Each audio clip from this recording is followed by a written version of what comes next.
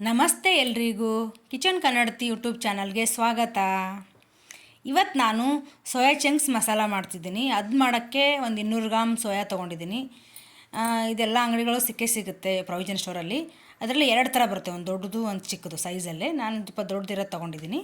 ಇದನ್ನು ಒಂದು 2-3 ಸಲ ನೀಟಾಗಿ ವಾಶ್ ಮಾಡ್ಕೊಂಡಿದ್ದೀನಿ. ಯಾಕಂದರೆ ಧೂಳು ಅದು ಇದು ಇಟ್ಟಿರ್ತಾರೆ, ರೋಡ್ ಸೈಡೆಲ್ಲ ಇಟ್ಟಿರ್ತಾರೆ. ಪ್ಯಾಕೆಟ್ ಮಾಡಿದ್ರೂ ಸಹ ಅದರಲ್ಲಿ ಧೂಳು ಇರುತ್ತೆ.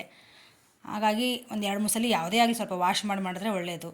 ಹಾಗೆ ಒಂದು 3 ಸಲ ವಾಶ್ ಮಾಡಿಕೊಂಡು ನಾನು ತಣ್ಣೀರಲ್ಲೇ ನೆನೆಸಿಡ್ತಿದ್ದೀನಿ. ಯಾಕಂದರೆ ಒಂದು 10 ನಿಮಿಷ ಬಿಡ್ತೀನಿ. ಇವಾಗ ಇಲ್ಲ ನೀವು ಅರ್ಜೆಂಟಿಗೆ ಮಾಡ್ಕೊಳ್ಳೋದ್ರೆ ನೀವು ಬಿಸಿನೀರಲ್ಲೇ ನೆನೆಸಿಡ್ಬೋದು, ಬೇಗ ಮೆತ್ತಗಾಗುತ್ತೆ. ಬೇಕಾದ್ರೆ ನೀವು ಆವಾಗ ರೆಡಿ ಮಾಡ್ಕೋಬೋದು. ಈಗ ನಾನು ಒಂದು 10-15 ನಿಮಿಷ ಬಿಟ್ಟಿದ್ದೆ. ಇವಾಗ ಸ್ವಲ್ಪ ಸಾಫ್ಟ್ ಆಗಿದೆ. ಅದರಲ್ಲಿ ಸ್ಪಾಂಜ್ ಥರ ಆಗಿರುತ್ತೆ. ನಾವೇನು ಮಾಡಬೇಕಂದ್ರೆ ಚೆನ್ನಾಗಿ ಅದು ಸ್ವಲ್ಪನೂ ನೀರು ಇಲ್ದಿರಂಗೆ ಹಿಂಡಿ ಇಡಬೇಕು. ಆದಷ್ಟು ಎಷ್ಟಾಗುತ್ತೋ ಅಷ್ಟು ಹಿಂಡಬೇಕು, ನೀರು ಸ್ವಲ್ಪನೂ ಬಿಡಬಾರ್ದು ಅದರಲ್ಲಿ. ಈಗ ನಾನು ಅದನ್ನು ಫುಲ್ಲು ಹಿಂಡಿ ಇಟ್ಕೊಂಡಿದ್ದೀನಿ. ಅದಕ್ಕೆ ಹಾಕೋಕ್ಕೆ ಮಸಾಲ ರೆಡಿ ಮಾಡ್ಕೊಳ್ಳೋಣ. ಅದು ಮಾಡೋಕ್ಕೆ ಒಂದು 2 ಸ್ಪೂನ್ ಎಣ್ಣೆ ಹಾಕ್ಕೊಂಡಿದ್ದೀನಿ. ಮತ್ತು 2 ಮೀಡಿಯಮ್ ಸೈಜ್ ಈರುಳ್ಳಿನ ಸ್ವಲ್ಪ ದಪ್ಪದಾಗಿ ಉದ್ದುದಾಗಿ ಕಟ್ ಮಾಡ್ಕೊಂಡಿದ್ದೀನಿ. ಅದು ಸ್ವಲ್ಪ ಚೆನ್ನಾಗಿ ಫ್ರೈ ಆಗಬೇಕು, ಕೆಂಪಗಾಗೋವರೆಗೂ. ಅದಾದಮೇಲೆ ಒಂದು 5-6 ಗೋಡಂಬಿ ಹಾಕ್ಕೋತೀನಿ. ಆಪ್ಷನ್ ಹಾಕೋಬೋದು ಬಿಡ್ಬೋದು, ಬಟ್ ಗ್ರೇವೀಸು ಮಸಾಲಾಸ್ ಅಂದರೆ ಚೆನ್ನಾಗಿರುತ್ತೆ ಅಂತ. ಮತ್ತು ಶುಂಠಿ ಹಾಕ್ಕೊಂಡೆ 1 ಇಂಚು. ಒಂದು 10-15 ಬೆಳ್ಳುಳ್ಳಿ ಹೆಸಳು ಹಾಕ್ಕೊಂಡಿದ್ದೀನಿ. ಅದು ಸ್ವಲ್ಪ ಚೆನ್ನಾಗಿ ಫ್ರೈ ಮಾಡ್ಕೋಬೇಕು, ಅದೆಲ್ಲ ನೀಟಾಗಿ ಮಿಕ್ಸ್ ಮಾಡಿಕೊಂಡು. ಇವಾಗ ಒಂದು ಮೀಡಿಯಮ್ ಸೈಜು 3 ಟೊಮೊಟೊ ತೊಗೊಂಡಿದ್ದೀನಿ. ಅದನ್ನು ಸ್ವಲ್ಪ ನಾಟಿ ಟೊಮೊಟೊ, ನೀವು ನಾಟಿಯಾಗಿ ತೊಗೋಬೋದು, ಫಾರಮ್ ಯಾವುದಾದ್ರೂ ತೊಗೋಬೋದು. ನಾನು ನಾಟಿ ಟೊಮೊಟೊ ತೊಗೊಂಡಿದ್ದೀನಿ. ಅದನ್ನು ಸ್ವಲ್ಪ ದೊಡ್ಡದಾಗೆ ಹೆಚ್ಚಿ ಇಟ್ಕೊಂಡಿದ್ದೀನಿ. ಅದನ್ನು ಸ್ವಲ್ಪ ಚೆನ್ನಾಗಿ ಫ್ರೈ ಮಾಡ್ಕೊಂಡು ಇವಾಗ ಸ್ವಲ್ಪ ಕೆಂಪಗಾಗಿದೆ. ಒಂದು 10 ನಿಮಿಷ ಬಿಟ್ಟೆ ನಾನು, ಅದು ಹುರಿದ ತಕ್ಷಣ ಬಿಸಿ ಇರುತ್ತೆ ಅಂತ. ಇವಾಗ ತಣ್ಣಗಾಗಿದೆ.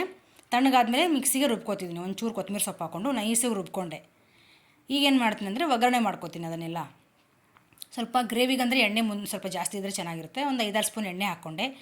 ಒಂದು ಪಲಾವ್ ಎಲೆ, ಚಕ್ಕೆ ಮತ್ತು 2 ಏಲಕ್ಕಿ, ಅದನ್ನ ಒಗ್ಗರಣೆ ಮಾಡಿಕೊಂಡು ಇವಾಗ ಒಂದು 2 ಮೀಡಿಯಮ್ ಸೈಜ್ ಈರುಳ್ಳಿನ ಸಣ್ಣಗೆ ಹೆಚ್ಕೊಂಡಿದ್ದೀನಿ.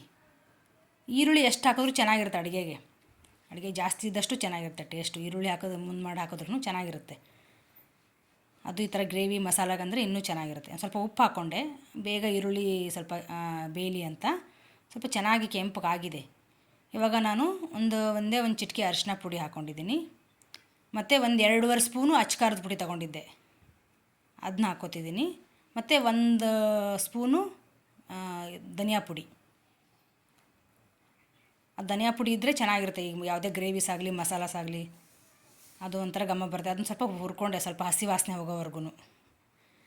ಈಗೇನು ಮಾಡ್ತೀನಿ ಅಂದರೆ ಸೋಯಾ ಇದೆಯಲ್ಲ, ಚೆನ್ನಾಗಿ ರೆಡಿ ಮಾಡಿ ಇಟ್ಕೊಂಡಿದ್ದು ಹಿಂಡ್ಬಿಟ್ಟು ಈಗ ಫಸ್ಟು ನಾನು ಡ್ರೈ ಆಗೇ ಮಿಕ್ಸ್ ಮಾಡ್ತೀನಿ ಎಲ್ಲನೂ. ಇನ್ನೂ ಮಸಾಲ ಹಾಕಿಲ್ಲ ನಾನು, ಫಸ್ಟು ಡ್ರೈ ಆಗೇ ಮಿಕ್ಸ್ ಮಾಡ್ಕೊತಿದ್ದೀನಿ. ಇವಾಗ ಮತ್ತೆ ಸೋಯಾಗೆ ಸ್ವಲ್ಪ ಉಪ್ಪು ಹಿಡಿಯೋಂಗೆ ಮತ್ತೆ ಒಂದು ಉಪ್ಪು ಹಾಕಿ ಒಂದು 2 ನಿಮಿಷ ಸೋಯಾ ಮತ್ತು ಒಗ್ಗರಣೆ ಮಾಡಿದ್ವಲ್ಲ ಅದೆಲ್ಲನೂ ಸ್ವಲ್ಪ ಖಾರ ಉಪ್ಪು ಎಲ್ಲ ಹದವಾಗಿ ಮಿಕ್ಸ್ ಆಗಲಿ ಅಂತ ನೀಟಾಗಿ ಸ್ಪೂನಿಂದ ಮಿಕ್ಸ್ ಮಾಡಿಕೊಂಡೆ. ಹಂಗೆ ಕಂಫರ್ಟ್ ಆಗಲಿ ಅಂತ ಸ್ವಲ್ಪ ಮೇಲಿಂದ ಹಿಂಗೆ ಮಾಡ್ಕೊಬೋದು, ಮೇಲೆ ಕೆಳಗೆ ಪಾತ್ರೆಯಿಂದ. ಅದೆಲ್ಲ ಸ್ವಲ್ಪ ಚೆನ್ನಾಗಿ ಮಿಕ್ಸ್ ಆದಮೇಲೆ ನಾನು ಇವಾಗ ಮಸಾಲ ಹಾಕೋತಿದ್ದೀನಿ.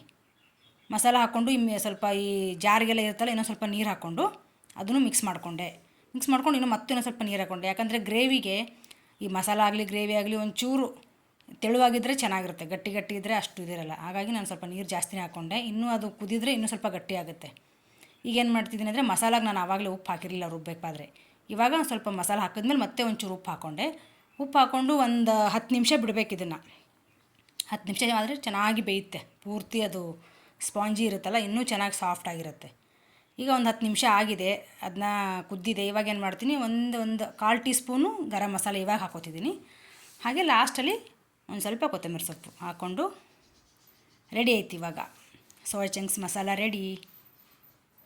ಇದನ್ನು ಒಂದು ಬೌಲ್ಗೆ ಸರ್ವ್ ಮಾಡ್ಕೊಳ್ಳೋಣ. ನೀವು ಟ್ರೈ ಮಾಡಿ ಹೇಗೆ ಬಂದಿದೆ ಅಂತ ಕಮೆಂಟ್ ಮಾಡಿ.